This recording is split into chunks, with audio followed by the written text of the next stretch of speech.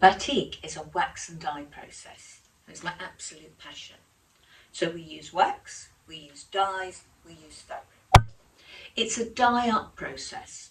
So if you start waxing the areas you wish to keep white, you then put on a lighter shade of dye, like a light blue or a light pink or a light yellow. Once you've put the next colour on, say for example a light yellow, you have two directions you can go in with the colour family. You can either go from yellows to oranges to reds because you're dyeing up, or you can go from yellows using blue to greens, again dyeing up. Those are the basic techniques you need to remember. You start with your lightest colour and you work through to your darkest, and that everywhere you wax protects the pattern you've drawn underneath the wax. I hope this helps. And another thing, you'll have lots and lots and lots of fun. I've laid stencils onto my fabric, and now what I'm going to be doing is spraying a strong pink dye over them. I'm using a relatively budget price spray gun. There we go. I take off the stencils, and as you would well imagine, there's white areas. I now place back the stencils in a pattern that appeals to me. Getting there, and this time I'm going to spray turquoise dye all over the cloth. I pump the spray gun, and now I start spraying the turquoise. Everywhere the turquoise goes and hits the pink, it will turn the pink purple. So I will have 3 colours plus white in the end. I will have a pink, I will have a turquoise, I will have a purple, and as I just said, a white. And here it is. I'm now drawing a pattern on top of my fabric. I'm not really thinking too much, I'm just making marks. Sometimes I look out of the window and I kind of see a tree and a leaf that I quite like the look of, or I might see the frame of my window, or I might look at something in a book. Basically, I just start drawing, and as I start drawing, one mark leads to another mark, that leads to another mark, that tends to lead to, obviously, a pattern on my fabric. So here I go.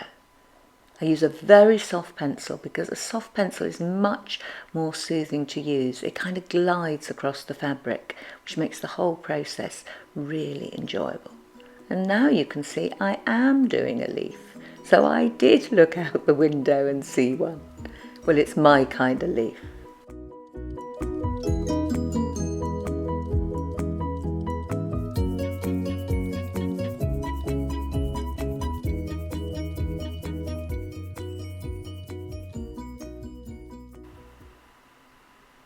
I now take my junting and put it into the hot wax. I clean it with paper towel, put it into the palm of my hand, test it on my newspaper, and now wax over the pencil lines I've drawn. I don't need to wax over every pencil line, but the ones where there's little points at the end or a lot of detail, I do need to. I can then fill in the central areas with a brush. But if I want clarity and cleanness of line, the junting is the best thing to use because it's got a great little nib on it. I have to keep cleaning it though, because it can often make unwanted blobs of wax on my batik, and it makes me very annoyed when it happens. If you keep cleaning it regularly, that stops those little accidents.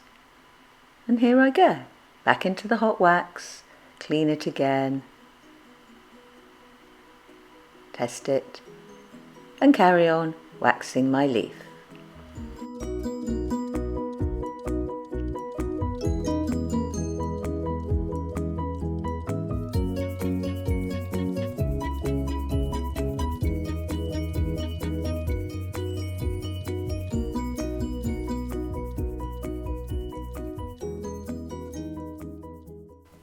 And here I am giving you a close-up of the junting doing its best possible work.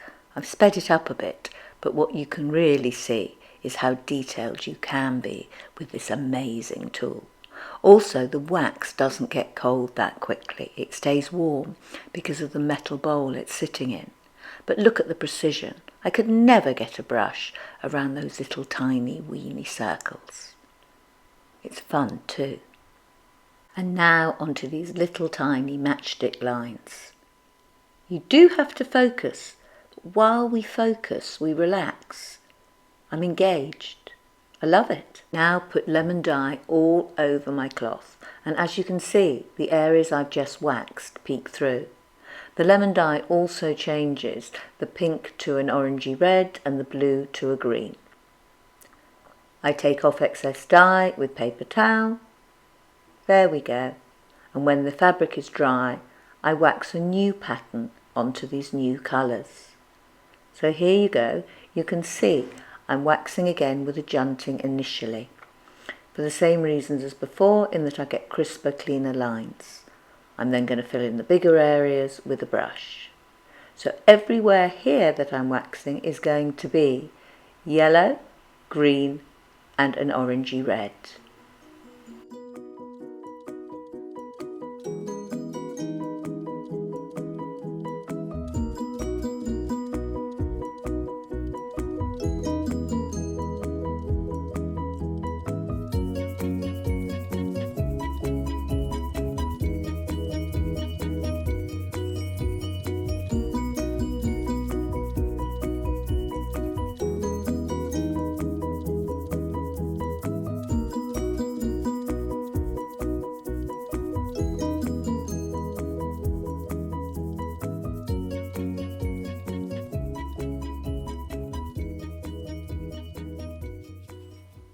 So now my pattern has been waxed, I'm putting on a stronger colour.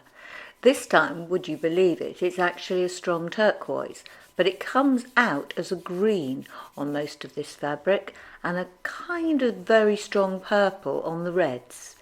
So there we go, you can see both images now peeking through. I take off excess dye, as you knew I would, and I'm going to do one final waxing when the fabric is dry.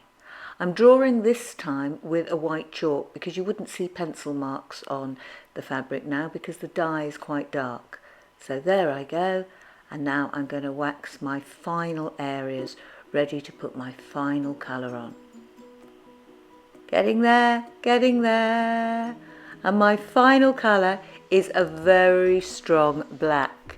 You can see there aren't many areas open.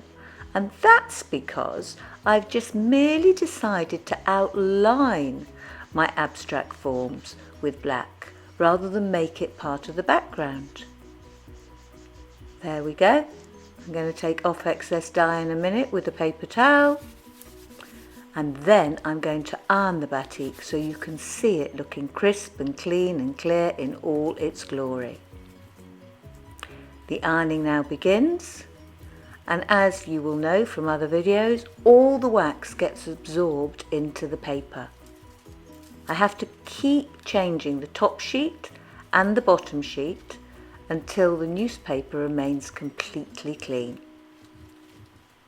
I'm getting there, nearly there on the first sheet. I've still got many more to go though. And finally, I'm done.